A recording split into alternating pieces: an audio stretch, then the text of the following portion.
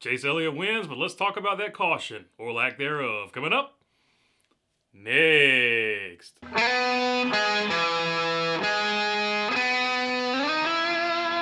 What's going on, everybody? Hope you're doing good this Monday. All right, let's do it first things first. Chase Elliott wins, and he won with a pretty good car, but it wasn't a good car to start the day off with.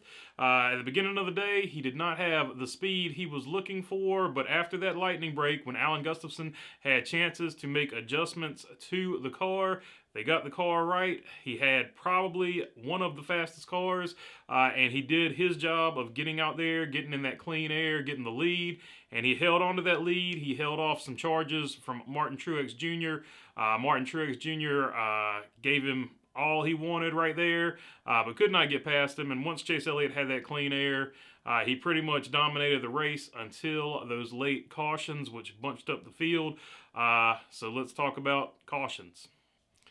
Cautions and lightning delays were the story of this race. Of course, the cautions for weather sort of ruined an NBC broadcast because it probably would have been a decent broadcast, but all the breaking up, and then they had to take it over to the USA channel, which they didn't really tell people.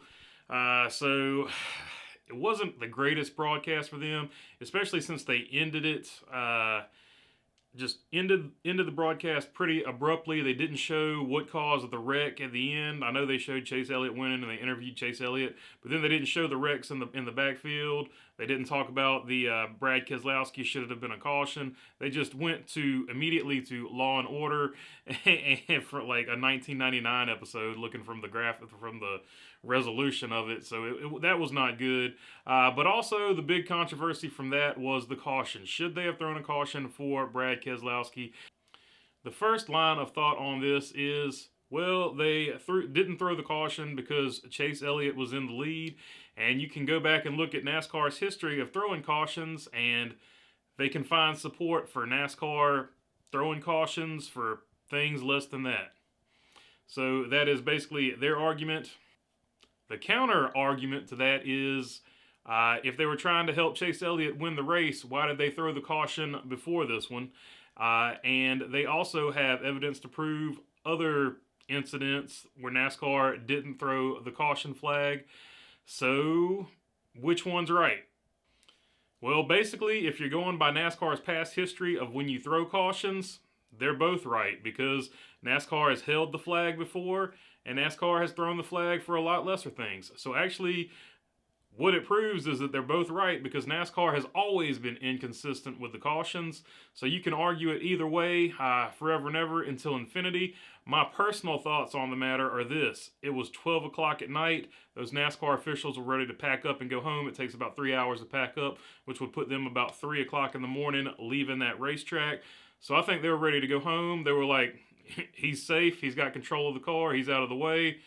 Let it ride, let it finish.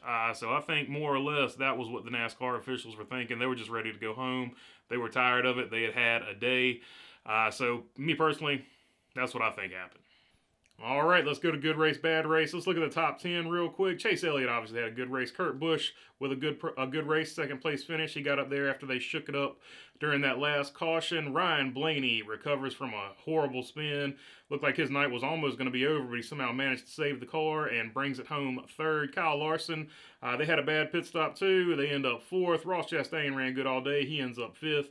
Denny Hamlin at points looked like he could win the race. He ends up sixth. Austin Cindric, another guy that had an up and down night, he finishes seventh, coming back to finish seventh. Good result for him. Christopher Bell had some trouble on pit road.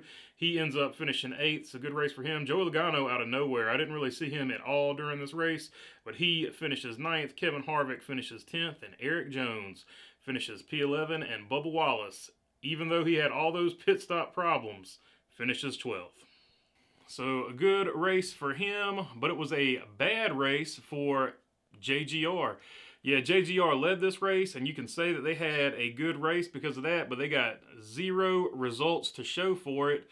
Their best car, I think, was sixth place effort from Denny Hamlin. Martin Truex Jr. and Kyle Busch, they took those tires at the end, and I don't know what happened to them because NBC didn't show it, but they did not get the finish that they were looking for.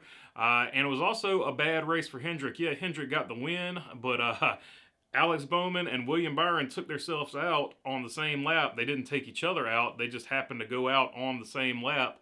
And they basically ruined their night. I think they finished close to dead last or something like that. So as good as a good night as it was, you can take some positives away from JGR and Hendrick, but they also had a bad day as well. All right, that is all I've got for you. Let me know down in the comments what you think. And other than that, thanks for your time. Peace.